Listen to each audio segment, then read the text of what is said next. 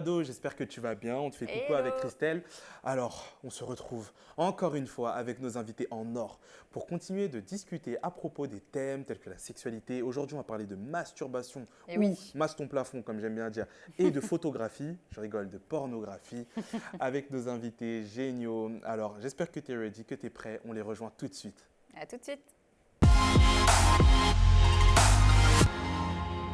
Alors, on est toujours avec les Dufour. On a toute la chance de les avoir avec nous sur Eh le oui. plateau pour continuer d'échanger à propos des thèmes autour de la sexualité. Et aujourd'hui, on va parler masturbation et pornographie. Ouais.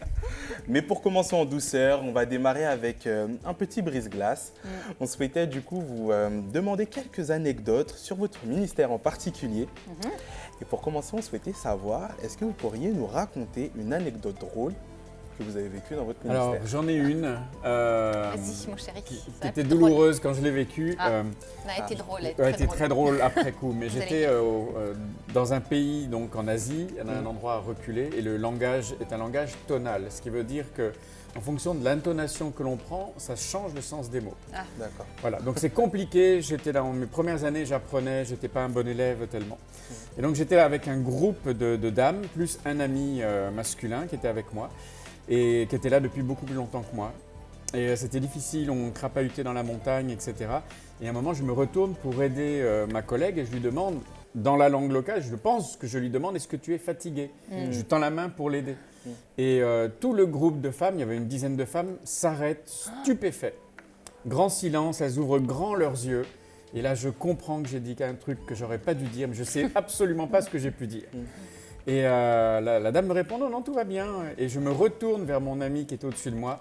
Et il était là. Il essaie de s'empêcher d'éclater de rire. Et donc, on continue de marcher. Et puis, il me dit, Eric, tu sais ce que tu viens de dire? Mais je dis, j'ai cru que je lui demandais si elle était fatiguée, mais a priori, j'ai dû dire autre chose. Il me dit, Ça ressemble à ça la différence. Ciao, muebo. Ciao, muebo. Ah oui, moi, j'ai pas vu de différence ça.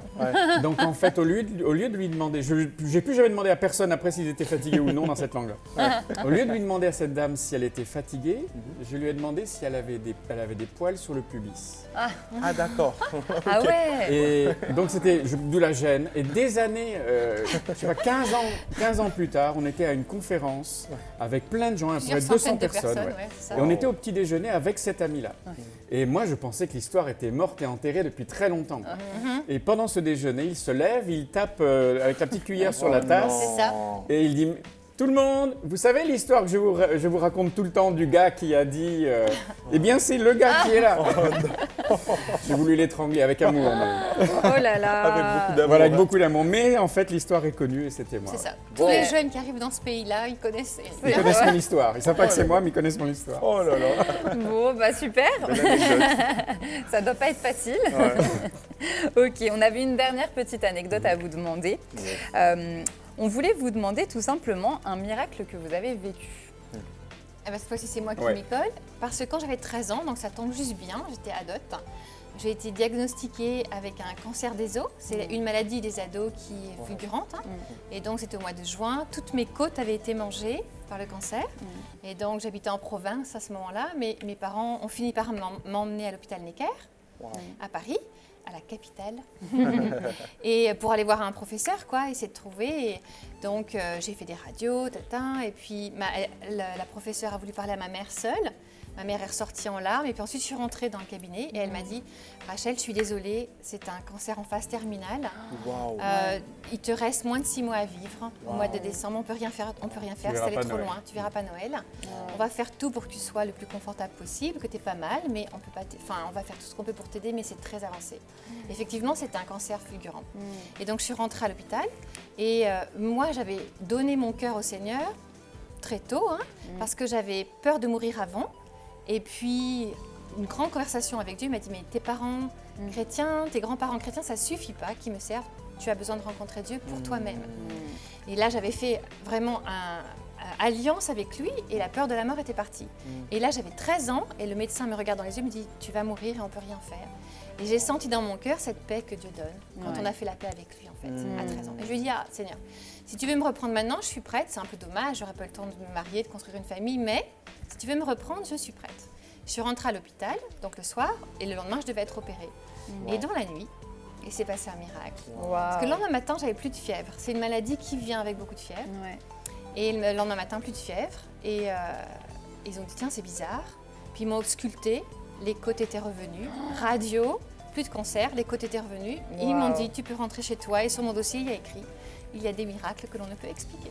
Waouh. Voilà. Incroyable. Bon, bah là, Ça, c'est Vous du ne saviez miracle. pas non plus. on ne Wow. pensait pas tomber sur un tel miracle en vous posant cette Wow, question, wow, mais wow. C'est un miracle que Dieu a fait. Eh Et ben, il ouais. le fait encore aujourd'hui. Oui, il Eh le oui. fait encore. bien Amen. sûr. Amen. Ça encourage. Si ça peut encourager quelqu'un, vraiment, Ouais. recevez cela, quoi. C'est Ouais. énorme. Mm. Génial. Bon, après ce beau miracle, on va passer à nos petites questions Ouais. un peu tabou. On est là pour ça aujourd'hui. Ouais, c'est ça. Alors, première question. On se met dans la peau d'un ado. Je ne comprends pas pourquoi on me dit qu'il ne faut pas que je me masturbe alors que ça me fait du bien. Mon ado, il aurait fait comme ça. Je comprends pas pourquoi on veut pas qu'on masturbe, ça fait du bien. C'est ça. Oui, c'est vrai. C'est ça. Donc la masturbation, parlons-en. C'est Mm. très bien que vous l'abordiez. C'est vrai que c'est vraiment un sujet. courageux. Très bien. C'est vrai que c'est un Merci. sujet tabou. Il y a plusieurs axes. Je vais commencer par tous les effets négatifs de la masturbation, et puis après on terminera par ce que ça n'est pas. D'accord. Les effets négatifs, c'est que on est en train, quand on se masturbe par habitude et ça devient une addiction et c'est quelque chose qu'on ne peut plus faire, on ne peut plus vivre sans. Ouais. La difficulté, c'est que ça crée un schéma lié à la sexualité qui va se faire dans l'urgence, dans la notion de secret et avec une notion de culpabilité accrochée derrière. Donc je vais faire vite, je vais faire en cachette et ensuite je vais me sentir culpabilisée. Effectivement, au niveau physique, il va y avoir un soulagement, mais au niveau de mon émotion, de mes émotions et de ma vie spirituelle, il va y avoir des schémas qui vont être négatifs. On voit avec une masturbation excessive des gens qui vont se retrouver à avoir des problèmes d'éjaculation précoce. Après, ça va être compliqué pour construire une vie sexuelle épanouie en tant qu'adulte. Donc, il y a des dangers, il y a des risques à pratiquer la masturbation de façon excessive, etc. Maintenant, on a souvent entendu la masturbation, c'est un péché, ça m'envoie en enfer. Non, parce que notre salut, il n'est pas lié à masturbation ou pas masturbation. Notre salut, il est lié au fait que Jésus est mort pour nos péchés et que si on croit en lui, on est sauvé. Il s'occupe de cela. Donc, ce n'est pas quelque chose qui va m'envoyer en enfer et annuler le salut que Jésus m'a acquis sur la croix. Donc ça, c'est important de le dire aussi. Très important. Amen. Est-ce qu'on peut vivre sans masturbation ? Absolument. Il y a peut-être qu'on en parlera, il y a plein d'autres façons de soulager son corps comme ça. Ouais. Puis après, il y a aussi là je vais en dégressif, le fait de découvrir comment son corps fonctionne. C'est bien de comprendre comment son corps fonctionne, comment les hormones se mettent en place, comprendre que quand on démarre l'adolescence, il y a des poussées d'hormones. C'est important, c'est bien, parce qu'en fait, les gars, la voix va changer, les poils vont pousser, le sexe va changer, chez les filles, les règles vont se mettre en route, etc. Donc c'est bien de comprendre comment son corps fonctionne. Attention aux risques qui sont liés à la masturbation. de façon excessive. Yes. Voilà. D'accord, ok. Bah, Bon. c'est génial. Tu parlais justement de comment faire. Je saute un peu les questions, mais je pense que c'est important d'enchaîner par cela. De comment faire finalement pour libérer ces bien. pulsions un sexuelles, bon mot, mais ouais. d'une autre manière que par la masturbation. Est-ce que vous pourriez nous donner des orientations, conseils. des conseils? Alors en fait, le choix du verbe est important. Il faut libérer la pulsion et ne pas chercher à la détruire. Parce que la pulsion, elle est créée par des flux hormonaux qui, à l'adolescence particulièrement, sont les plus importants pendant l'histoire d'un être humain. Donc en fait, on ne peut pas lutter contre en essayant de les réprimer. Parce qu'à un moment donné, ça va exploser et ça va créer toutes sortes de désordres. Donc plutôt que d'essayer de les réprimer, on va essayer de les canaliser. De les utiliser et en les canalisant d'une manière qui soit bonne, qui nous aide à nous construire, etc. Yes. Donc, puisque ça touche le corps, on va utiliser le corps pour canaliser cette énergie sexuelle, Qui est bonne, encore une fois. qui est une bonne énergie, qui vient de ce que l'on grandit, on se développe, on devient un être adulte. Donc, il n'y a pas de péché en ayant des pulsions sexuelles, c'est pas un péché. C'est ce qu'on va en faire qui peut ça. nous emmener dans le péché. Yes. Mais la pulsion elle-même n'en est pas un. Donc, on n'a pas, comme Rachel disait tout à l'heure, il ne faut pas qu'on se dise, oh là là, je perds mon salut, ou des choses comme ça. Oui, oui. Non, non, non, non. Dieu nous a créés avec ce corps-là. Il ne Mais nous a oui. pas tendu un piège avec. Juste apprendre à comment on l'utilise. En fait. Alors, Rachel parlera pour les filles, mais pour les gars, un conseil, évidemment, c'est de canaliser cette énergie en faisant du sport. Ouais. Ok. Alors, un truc qui peut être, bon, si vous avez un terrain de foot à côté ou si vous pouvez aller courir, etc., c'est très bien. Quand on sent qu'on a cette énergie, qu'on a une pulsion, ben, on va faire du sport, ça va permettre de la laisser partir. MLK Grand Paris, ce sera bien pour ça. C'est ça. Mais si vous êtes chez vous dans votre chambre et que vous n'avez pas un terrain de foot à disposition, là tout de suite, un truc très simple que vous pouvez faire, faites des pompes ou des tractions. Ok. Alors les pompes, c'est facile, hein, vous mettez par terre et vous en faites des tractions avec une barre et voilà. Ouais.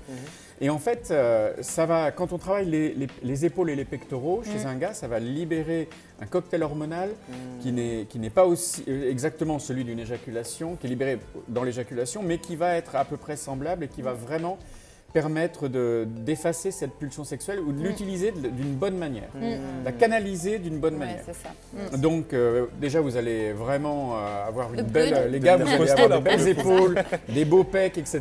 Ouais. Et donc ce sera bien, vous serez content de vous, mais faire des séries de pompes et des séries de tractions, ça permet de canaliser l'énergie. Ouais. Non, c'est super intéressant. Chez un gars ado, votre âge là, à peu près toutes les 15 minutes, il y a une poussée de testostérone, donc il peut y avoir une pensée sexuelle, d'ordre sexuel. Waouh.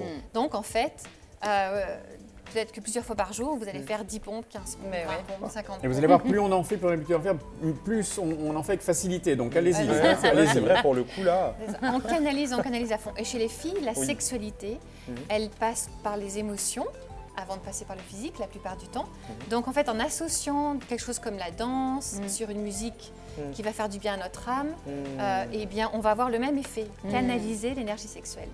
Quand vous êtes ado, c'est la saison dans laquelle on apprend à comprendre comment son corps fonctionne, à comprendre qu'on n'est pas des animaux, on n'est pas soumis à nos pulsions, mais on les comprend, on comprend quand ça vient. Chez les filles, le cycle va être important, parce qu'à peu près au milieu du cycle, on va avoir plus de pulsions là d'ordre sexuel. Chez les gars, toutes les 15 minutes, chez les filles, ça va être plus au milieu du cycle.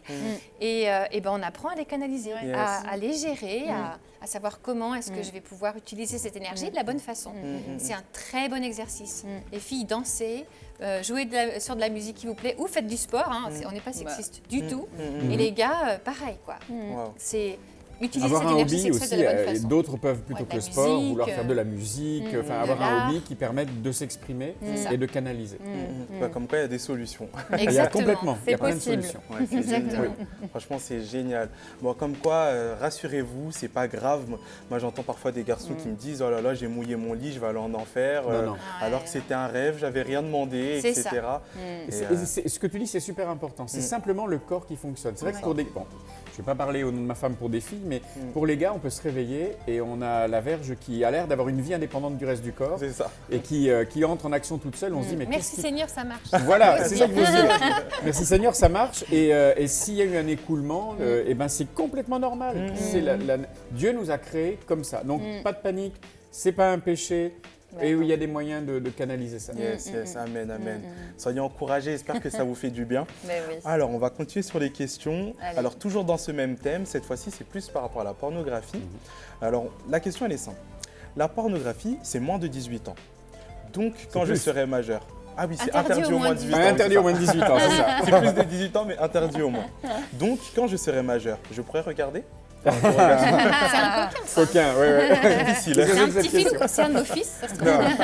Alors, le drame, c'est que malheureusement, oui, c'est interdit au moins de 18 ans, mais on peut y avoir accès avec un téléphone en ayant bien moins de 18 ans. Et malheureusement, l'âge moyen de premier accès à la pornographie, maintenant, c'est tombé à moins de 10 ans. Ça peut être 7 ans, ça peut être 8 ans, etc. Oh là Donc, là c'est là. vraiment beaucoup trop tôt dans le corps d'un être humain. Donc, en fait, c'est pas la question de l'âge. Et légalement, c'est-à-dire au regard du droit, oui, à 18 ans, tu as le droit. Mais c'est pas pour ça que ça va devenir bon. La pornographie, c'est une singerie de ce que Dieu a créé de beau dans le couple, qui est la relation physique entre un homme et une femme mariés.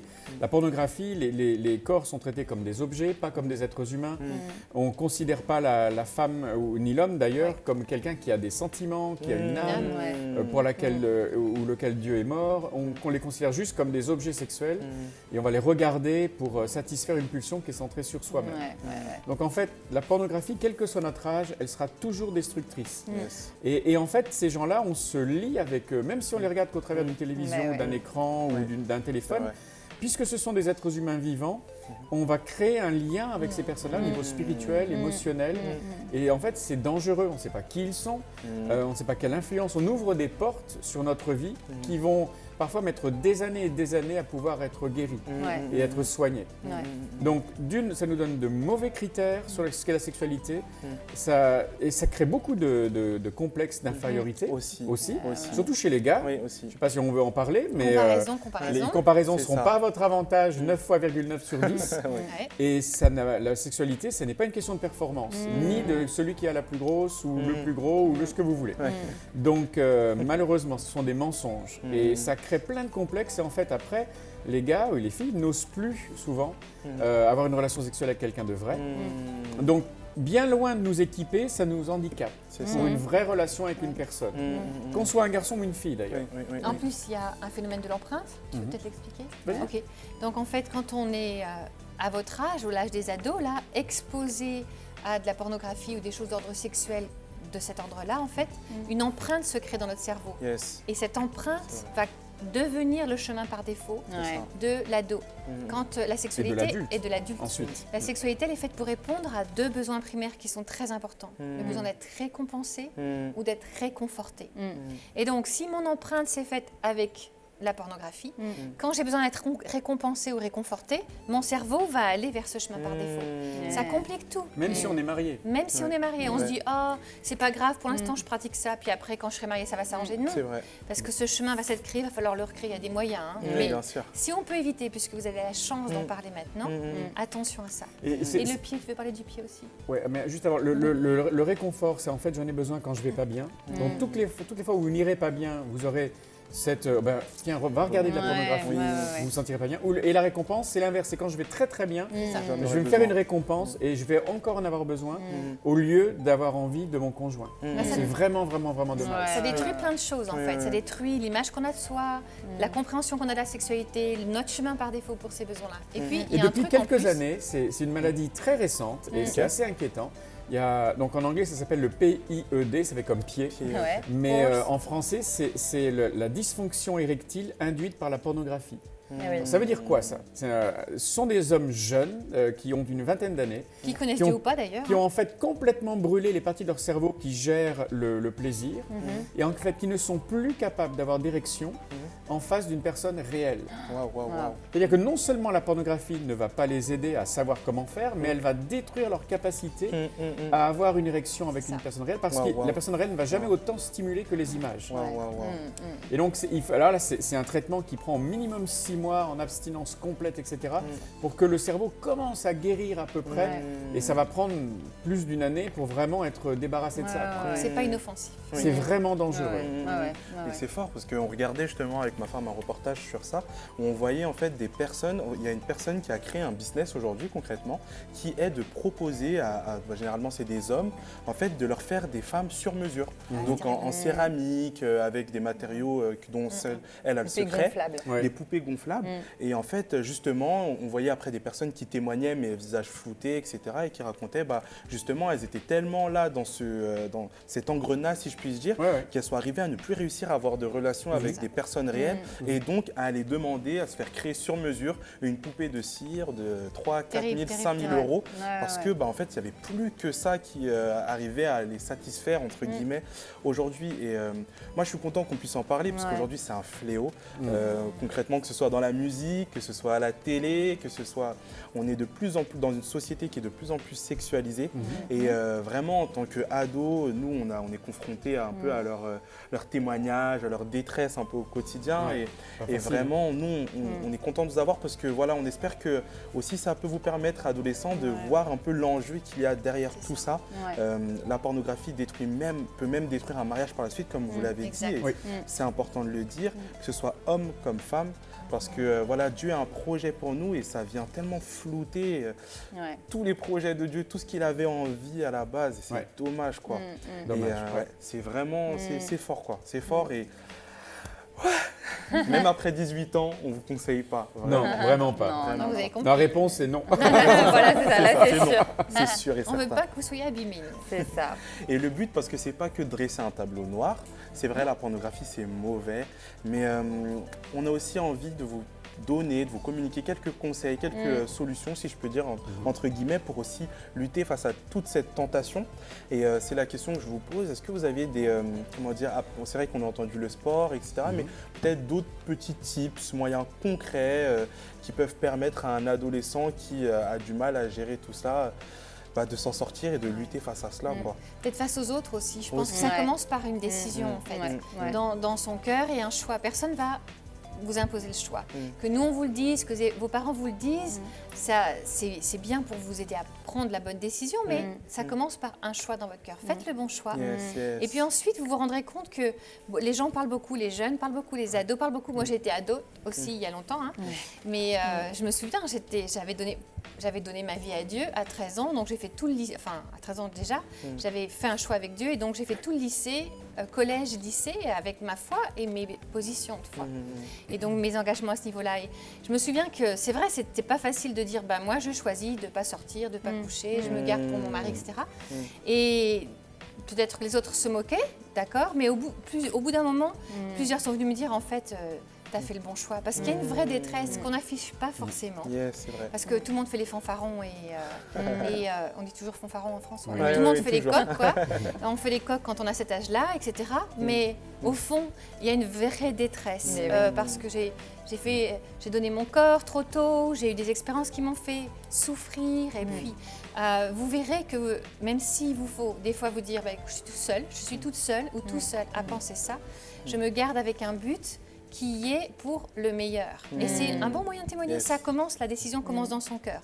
Et ensuite, bien sûr, il ne faut pas faire l'autruche et dire « ça n'existe pas », mais mettre en place ces moyens de canaliser l'énergie sexuelle, pouvoir en parler, etc. et savoir pourquoi on le fait. Et moi, je me garde ce que je veux construire quelque chose qui dure, une amitié qui dure, mais même au niveau de la sexualité, quelque chose qui sera bon et beau. Non, amen. Et on parlait de se connaître aussi, je pense que quelque chose qui peut être pas mal, c'est aussi de connaître ses limites, de savoir quels sont aussi ses dangers. On parle de la zone rouge dans le couple, mais ça peut être aussi une zone rouge face à soi-même. Jusqu'à quelle heure je peux me permettre de regarder la télé, parce que je sais qu'après une certaine heure, je peux être tenté. Oui, pose ton téléphone. C'est ça, jusqu'à quelle heure je garde mon téléphone dans les mains. Ou dans la chambre. C'est exact, ou dans la chambre. Combien de temps je m'autorise à rester dans la chambre quand je suis tout seul à la maison, etc. Je sais que c'est des petites choses qui peuvent paraître insignifiantes, mais c'est des petits détails. Très bien, moi j'appelle ça le plan de bataille. Il faut avoir un plan de bataille. On peut en parler avec des amis, on peut en parler peut-être s'il y a des adultes avec qui c'est possible d'en parler autour de vous. Je sais bien qu'avec les parents, ça peut paraître bizarre, mais normalement, ils sont là aussi pour vous aider à découvrir ça. Mais avoir un plan de bataille, comme tu le dis, qu'on décide avant, parce qu'une fois qu'on est dans l'envie, c'est trop tard. C'est ça. Mais par exemple, à partir de telle heure, on pose tous les téléphones portables dans une corbeille qui est au centre de la maison, par exemple. Puis on prend un livre, quoi. Ou un jeu. Voilà. Mais oui, il y a plein d'autres façons de connecter que de passer par le téléphone. Et finalement, on a la possibilité de ressortir de la plus costaud et plus intelligent. C'est pas beau la vie. Très bien. C'est génial. Okay. Je pense qu'on a fait le mot de la fin là finalement. On voulait finir sur la question comment faire face aussi à l'extérieur et garder ses positions. Mais Rachel, tu es venue dessus tout simplement, donc c'est chouette. On a pu faire le tour, je crois. Oui, c'est génial. Moi juste, si ça vous dérange pas, j'aimerais qu'on puisse finir par la prière. Si l'un de vous deux sent prier pour un ado qui a peut-être été touché par ce qui a été dit ou qui est aujourd'hui en lutte par rapport à ça. Je sais que c'était pas prévu, mais je pense que ça peut vraiment encourager un ado qui regarde l'émission. Donc voilà. Prions. Seigneur Jésus, nous voulons te remercier pour tous les ados qui viennent de suivre cette émission. Merci Seigneur de les rencontrer là où ils sont. Tu sais qui ils sont, tu sais quels sont les combats qu'il y a dans leur cœur. Je te demande de te manifester, de te révéler, de montrer que tu les aimes, que tu les connais, qu'il n'y a aucun sujet tabou devant toi, qu'ils peuvent te parler de tout ce dont ils ont besoin, de tous leurs combats, même de sexualité. Il n'y a rien qui va te choquer. Parce que la Bible me dit que tu as été tenté comme nous en toutes choses.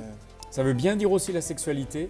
Mais que toi, tu n'as pas péché, donc tu peux nous aider. Tu as vécu sur Terre, tu as été un ado aussi, Seigneur. Et peut-être qu'on ne réalise pas assez, toi aussi, tu as été un ado. Et en fait, tu as connu tous ces combats-là, comme nous, mais tu peux nous aider, si on vient te parler, à nous en débarrasser et à trouver des moyens pour lutter contre.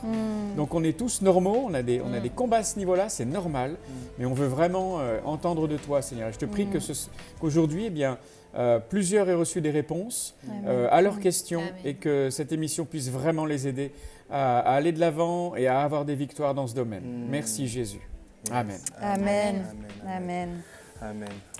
Et ben voilà, ça y est, on a fini nos 2 émissions avec vous. Merci à vous deux. Yes, merci. Si vous avez loupé l'émission d'il y a 2 semaines, n'hésitez pas à aller la regarder. Ça vous donnera aussi des clés très précieuses comme aujourd'hui. Et puis, on vous dit peut-être à bientôt. À bientôt.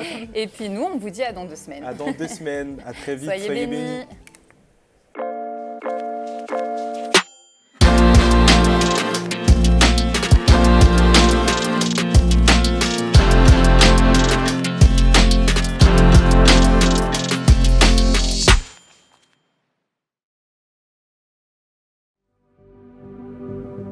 Chers amis, depuis le mois de mars, l'Église MLK a mobilisé tous ses moyens humains, techniques et financiers pour vous offrir chez vous des messages et des émissions de qualité. Car chaque jour, nos équipiers, qu'ils soient bénévoles ou salariés, donnent le meilleur d'eux-mêmes pour refléter l'amour de Jésus. La mission que Dieu a confiée à l'Église MLK consiste à communiquer son amour à vos enfants, à vos ados, à vos amis, à vos proches, à tous ceux qui décrochent de nos églises plus traditionnelles. C'est vraiment cet amour qui nous a attirés. C'est surtout pendant le premier confinement au mois de mars que nous avons découvert les émissions pour enfants. Vraiment, ça nous a bénis. On a passé des bons moments en famille à regarder. Donc moi et mes 2 filles, on a regardé tous les mercredis pratiquement les émissions Email Kids. Et c'était vraiment une bénédiction pour moi ainsi que pour ma famille. Autrement qu'avec le parler, on peut toucher aussi avec le visuel. C'est juste génial ce qu'MLK arrive à faire en adaptant son message. Dieu est dans cette maison tout le temps, certes, mais le dimanche matin, il est là plus. Nous ne pouvons pas réussir cette mission de reconnexion sans vous. Aidez-nous à les atteindre. Aujourd'hui, nous recherchons 3000 partenaires. 3000 partenaires qui choisissent de rejoindre financièrement ce travail en soutenant MLK à hauteur de 10 € ou plus chaque mois. Mon seul objectif est de donner une nouvelle chance à chaque personne qui risque de s'éloigner, qu'elle soit auprès ou au loin. Une chance de reconnecter personnellement avec Dieu. Aidez-nous. Devenez partenaire financier de MLK chez vous.